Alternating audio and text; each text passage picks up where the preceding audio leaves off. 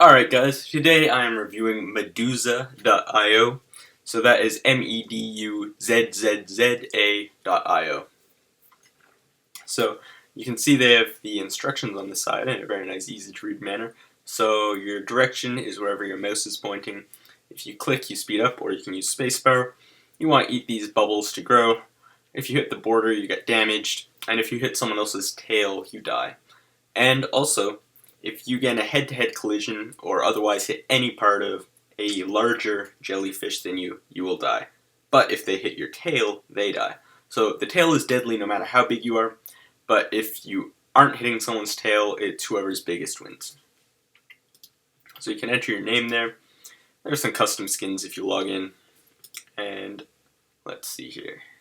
Alright, so the animation is very jumpy when you start, because it scales with your size. So the bigger you get, the slower the animation is.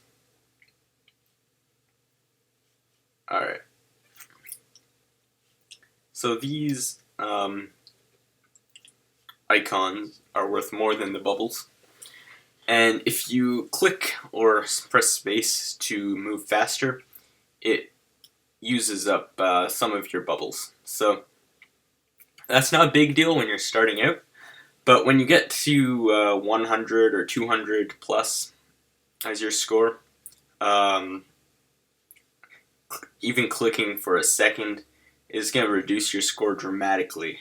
Like at one point I was at something like 230, and may not 230, may like 220, I don't know, but something over 200. And when I clicked, it brought me down to under 200. Now, you wouldn't think that's a big deal, but as you get higher up in level, the points are exponential. So going from 200 to 210 is way, way harder than going from 100 to 110. So dropping that much at such a high level is very painful, whereas when you're at the lower levels, you don't actually lose as much mass when you sprint. So that's kind of an unusual feature, but it means that once you get to a high level, you want to avoid sprinting as much as possible. Alright, so since the border is dangerous, it means that people very often die up here, and that's what those big bubbles are. That's the life that people leave behind when they die. Here's another one. So it's risky but high reward to go near the top or the other borders and look for dead people. Alright, so I'm at the third position in the leaderboard right now, which is pretty good. And you can see that as I've gotten bigger, the animation slowed to a much more reasonable pace, and it's not so frantic. Alright, and the animation is really nice with how it turns and all that. It's quite a beautiful game.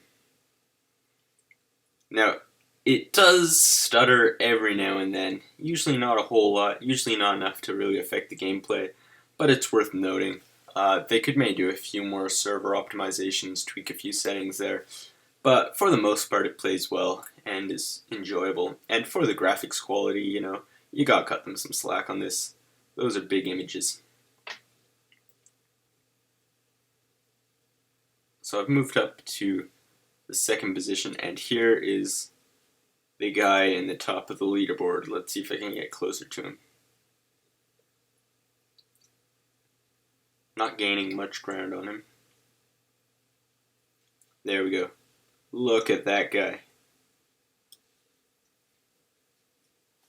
Alright, so I tried to get him with my tail. I couldn't do it. He hit me and I died.